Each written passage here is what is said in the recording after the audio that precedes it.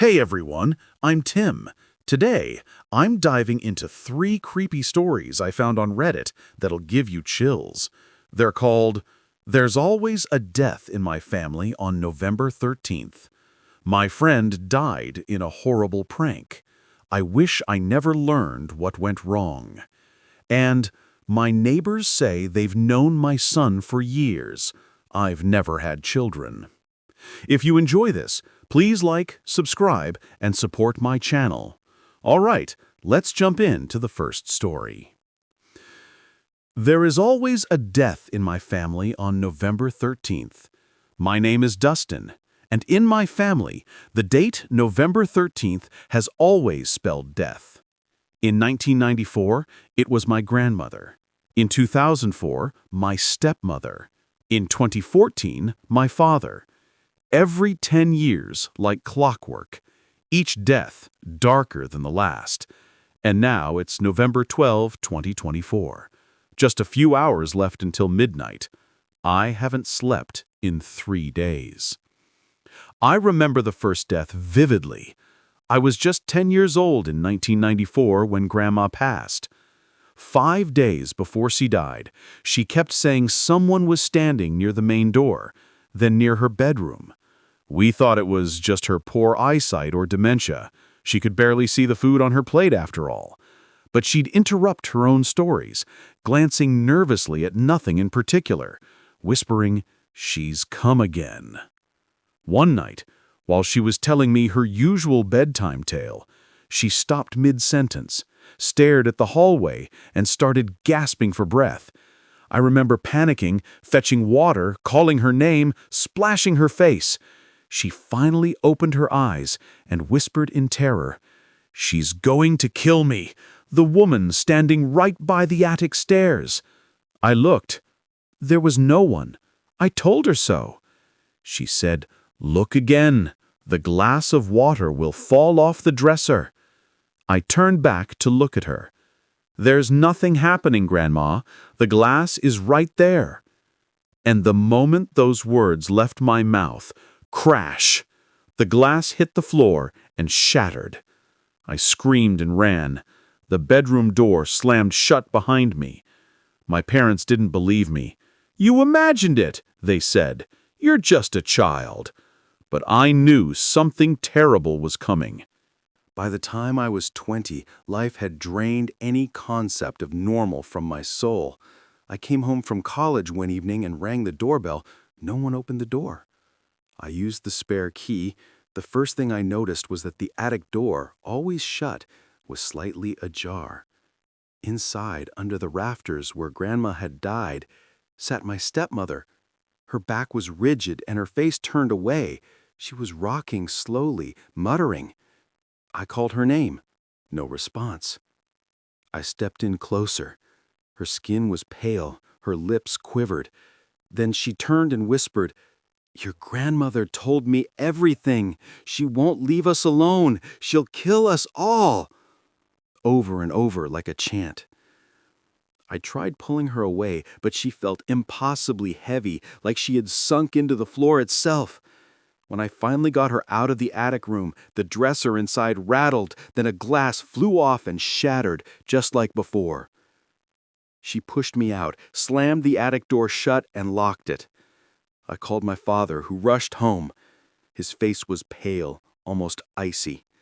Without a word, he handed me a bundle of white cloth, shroud fabric.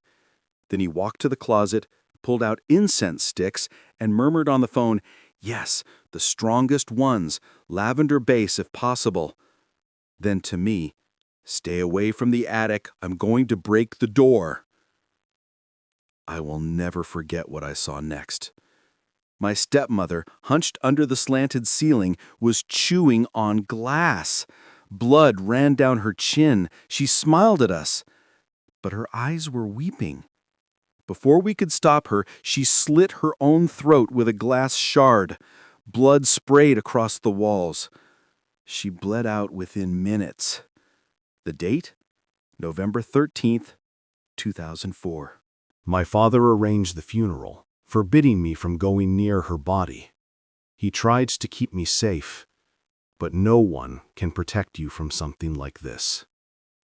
By 2014, as the next November approached, I lived in constant dread. Every creak in the house made me flip on all the lights. I avoided mirrors, shut the attic, and barely slept. On the night of November 9th, my father seemed different, quiet. He didn't speak much, didn't eat. On the 10th, he locked himself in his room. By the 11th, he wouldn't even respond when I knocked. I found him talking to himself in the garden, seated under the old oak tree, the attic key in his hand. He said he was speaking to her, the one who haunted us, begging her to spare me, apologizing for the past. That night, he made tea and hummed lullabies. Too calm. Wow, this story gave me chills. This one's haunting because of how it builds dread with each death, tied to that eerie November 13th curse. The reveal about Dustin's real mother and the ghostly figure in the attic? Absolutely terrifying. Yet, that peaceful ending left me wondering if justice was truly served or if something darker is still lurking. What do you guys think? Would you spend a night in that house? Let me know in the comments. Okay, let's move on to the next story. My friend died in a horrible prank. I wish I never learned what went wrong. The worst deaths, in my opinion, are accidental. I read last week about a mother who rolled onto her newborn and suffocated it. Every year, toddlers die from being left in hot cars. And then you hear stories of kids playing games, like one boy who hid in an unplugged freezer and suffocated to death during hide and seek. Can you imagine? Can you imagine being the person responsible in any of these situations? To me, this is so much more terrifying than the prospect of the paranormal. I'd much rather be haunted by a ghost than by guilt over unintentionally hurting someone. My husband, Wade, is the opposite.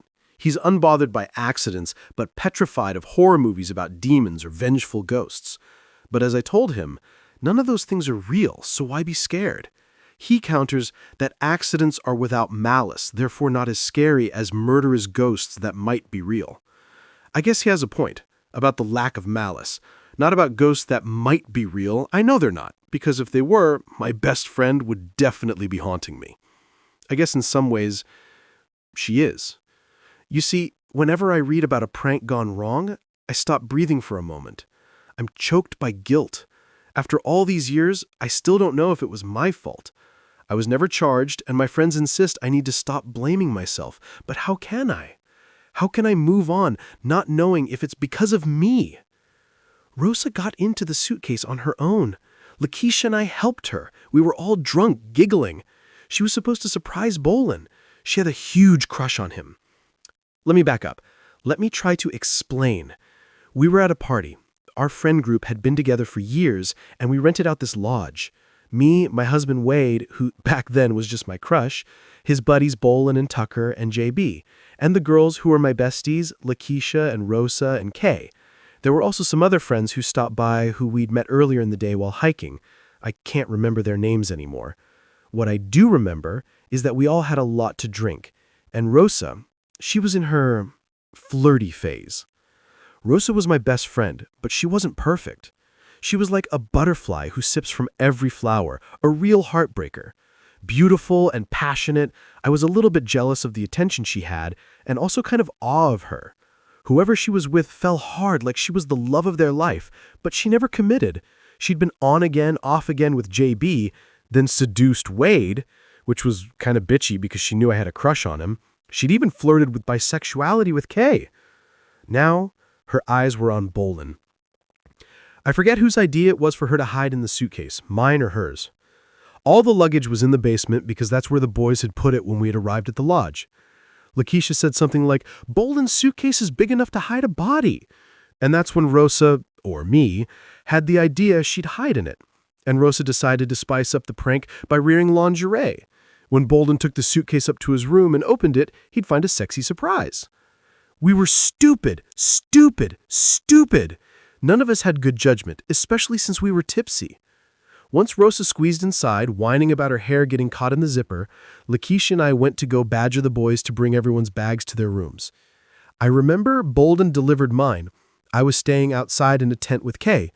The lodge didn't have enough bedrooms for everybody, and we wanted to sleep under the stars. Kay had no idea about the prank and was confused when I kept urging Bolden to go inside and check his bag. Wink, wink. After he left, I told her about Rosa, and because Kay was actually sober, she told me to go make sure Rosa wasn't stuck in there. So I checked to make sure the suitcase wasn't still at the bottom of the stairs. At least, I think I did.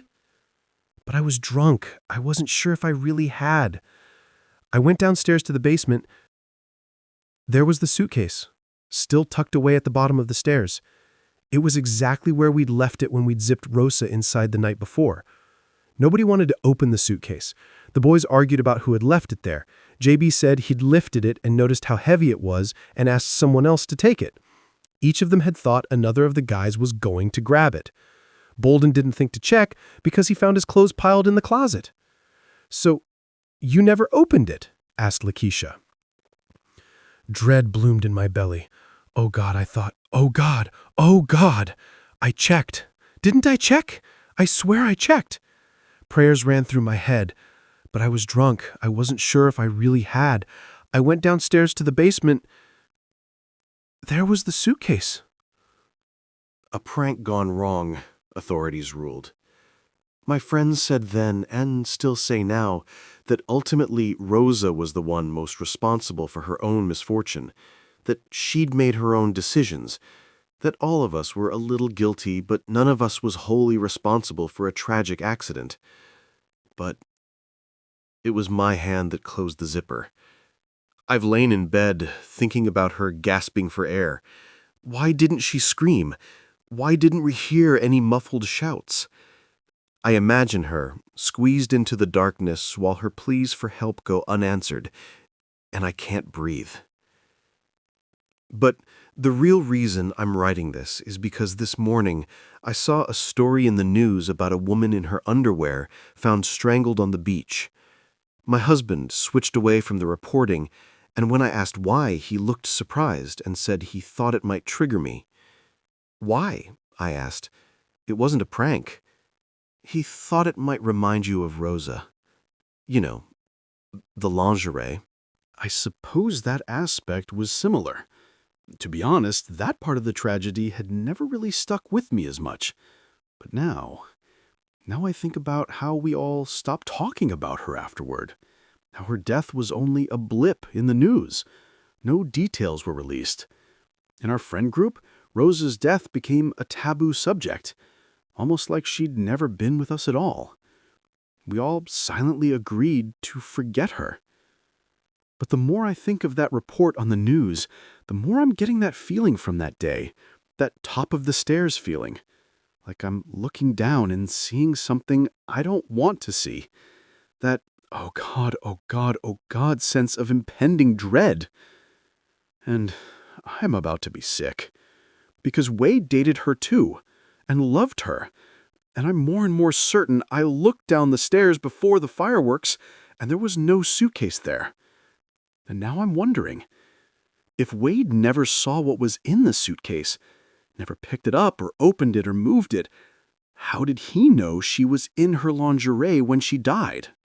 Man, this story is absolutely gut-wrenching. The way it starts with a seemingly innocent prank and spirals into such a tragic accident is horrifying. But that final twist about Wade knowing details he shouldn't, that's what makes it truly unsettling. Suddenly, you're questioning if it was really an accident at all. It's the kind of story that sticks with you, making you wonder about guilt, trust, and hidden truths. What do you guys think? Could Wade be hiding something sinister? Let me know in the comments. Okay, let's continue with the last story. My neighbors say they've known my son for years. I've never had children. How old must he be now? 8, 9? I stared at my neighbor, unsure what she was asking. She read the confusion on my face. Your cute little guy. I saw him biking down the lane earlier. He must be old enough for grade 4 now, right? Mrs. Babbage was a bit on the older side, but I never thought she had shown signs of dementia. Not until now. I wasn't exactly sure what to say. She proceeded to stare at me, tilting her head as if I was the one misremembering. I awkwardly opened my mouth. "Oh, right, my little guy." She brightened. "Yes, he must be in grade 4, right?" "Sure. I mean, yes, he is." "What a cute little guy," she said, and returned to watering her flowers. It was an odd, slightly sad moment. I wondered if her husband had seen glimmers of this too. I could only hope that this was a momentary blip and not the sign of anything Alzheimer's related. I took the rest of my groceries out of my car and entered home. I had a long day of teaching, and I just wanted to sit back, unwind, and watch something light on TV. But as soon as I took off my first shoe, I smelled it. Something burning on the stove. Something burning with lots of cheese on it? What the hell? I dashed over to the kitchen and almost fell down, partially because I was wearing only one shoe, but also because there was a scrawny little boy frying Kraft dinner? I let out a half scream, but very quickly I composed myself into the same assertive adult who taught at a university. "What? Excuse me, who are you? What are you doing here?" The boy's blonde, willow-like hair whipped around his face as he looked at me with equal surprise. "Papa, what do you mean? I'm here. I'm here." He was a scared, confused child, and I couldn't quite place the bizarre inflection of his words. "Do you want some KD, Papa? Have some, have some." Was that a Russian accent? It took me a second to realize he was wearing an oversized shirt that looked just like mine. Was he wearing my clothes? I held up my palms like I would at a lecture, my standard everyone settle down gesture, and cleared my throat. "I'm sorry. I don't know who you are or what this is."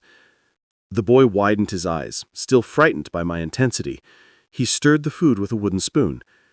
"It's KD, Papa, your favorite, chili cheese kind. Don't you remember?" "It's okay, Papa. It's okay." He gave me a hug. "You always work so hard."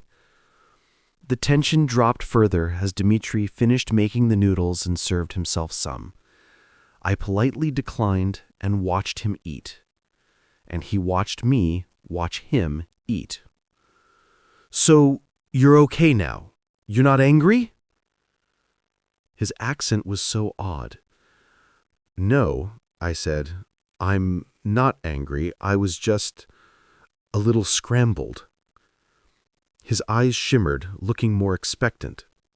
"So we can be normal now?" A wan chill trickled down my neck. I didn't really know what to say, but for whatever reason, I did not want to say, "Yes, we can be normal now," because this was not normal. Far from it. This child was not my son. He started playing with his food and quivered a little, like a worried mouse seeking reassurance. "Everything will be fine," I eventually said. "No need to stress. Enjoy your noodles." To my shock and dismay, I discovered that Dmitri also had his own room. My home office had somehow been replaced by a barren clay-walled chamber filled with linen curtains, old wooden toys, and a simple bed. The smell of bread and earth wafted throughout. I watched him play with his blocks and spinning tops for about an hour before he started to yawn and say he wanted to go to sleep. It was the strangest thing tucking him in. He didn't want to switch to pajamas or anything. He just sort of hopped into his straw bed and asked me to hold his hand. Dimitri's fingers were cold, slightly clammy little things. It was very bizarre comforting him like my own son, but it appeared to work. He softened and lay still. He didn't ask for any lullaby or bedtime story. He just wanted to hold my hand for a minute, Thank you, Papa. I'm so glad you're here. So glad you can be my Papa. Good night. I inched my way out of the room and watched him through the crack of his door. At about 9:30, he gave small, childlike snores. He had fallen asleep. Cautiously, I called Pat, my co-worker with whom I shared close contact. She had the same reaction as my mother. Harlan, of course you have a son. From your marriage to Svetlana. My marriage to who? You met her in Moscow when you were touring Europe. It was true that I had guest lectured 15 years ago, across the UK, Germany, and Russia. I was awarded a grant for that. But I only stayed in Moscow for 3 days. I never met anyone named Svetlana. Don't be weird, Harlan. Come on. Pat's conviction was very disturbing. You and Svetlana were together for many years. We were? How many? Look, I know the divorce was hard, but you shouldn't pretend your ex-wife doesn't exist. I'm not pretending. I'm being serious. I don't remember her. Then get some sleep. I sipped on my second espresso of the night. But I have slept. I'm fine. Well, then I don't get what this joke is. Knock it off. It's creepy. I'm not joking. I'll see you tomorrow for the birthday. Birthday? Yes, your son's birthday. Jesus Christ. Good night, Harlan. Get some sleep. I didn't sleep that night. My efforts were spent scouring the filing cabinets and drawers throughout my house. I had credit card bills covering school supplies, kids' clothing shops, and costlier groceries. I even had pictures of Dmitri hung around the walls from various ages. It's like everything was conforming to this new reality. The harder I looked for clues to disprove my fatherhood, the more evidence I found confirming it. It was Dmitri who woke me up off the living room couch and said Uncle Boris was here. Uncle Boris? I peeked through the window and could see a very large blond man smiling back at me. Behind him was a gaggle of other relatives, all speaking Russian to each other. "Hello, Harlan," the blond man's voice penetrated past the glass. "We are here for birthday." They all looked excited and motioned to the front door. They were all wearing tunics and leggings, traditional birthday clothes or something? I was completely floored. I didn't know what to do, so I just sort of nodded and subtly slinked back into my kitchen. Dmitri came to pull at my arm. "Come on, Papa, we have to let them in." "I don't know any of them."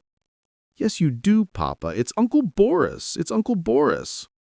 I yanked my hand away. It was one thing to pretend I was this kid's dad for a night. It was another to let a group of strangers into my house first thing in the morning. Dmitri frowned. "I'll open the door."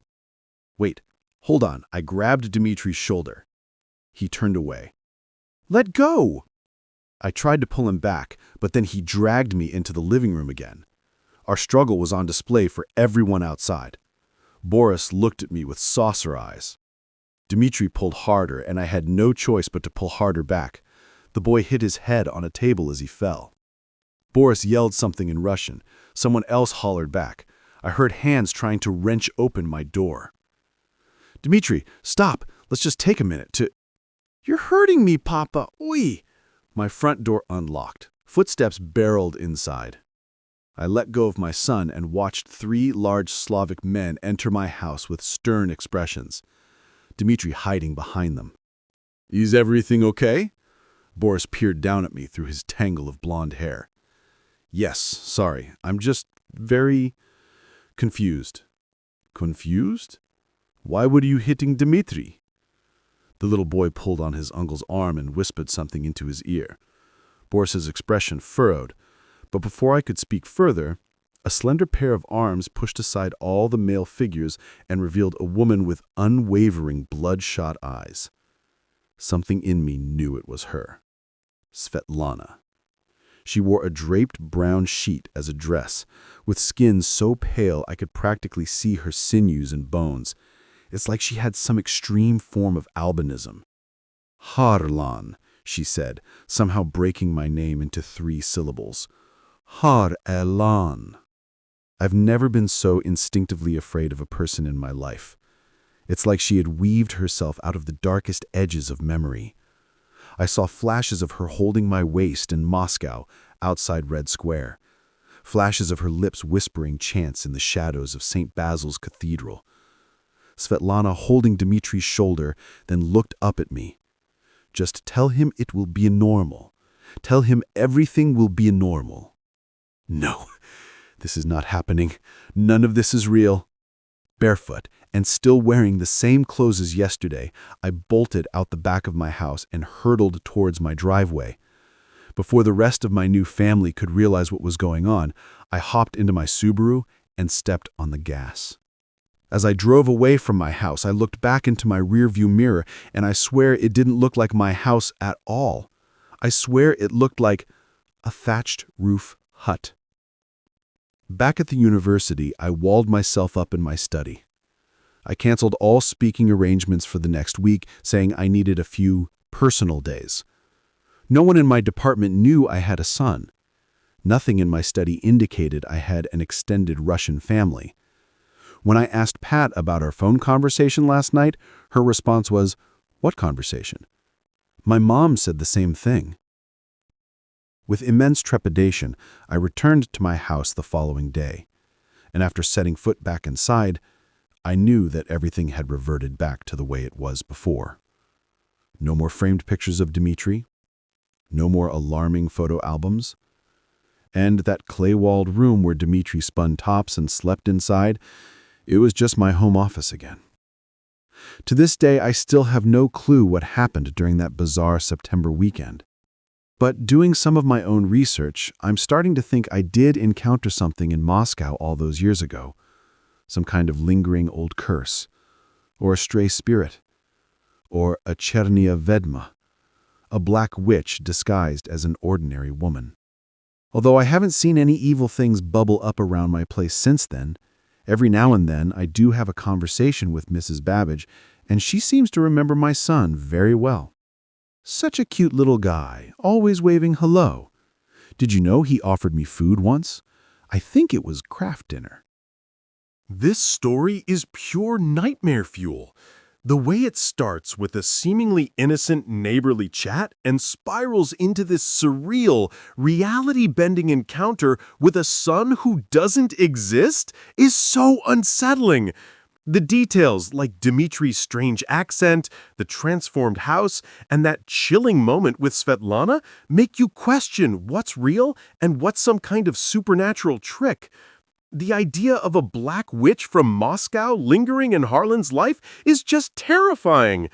It left me wondering if Dmitry and his family could come back. What do you guys think? Was this a curse, a hallucination, or something else entirely?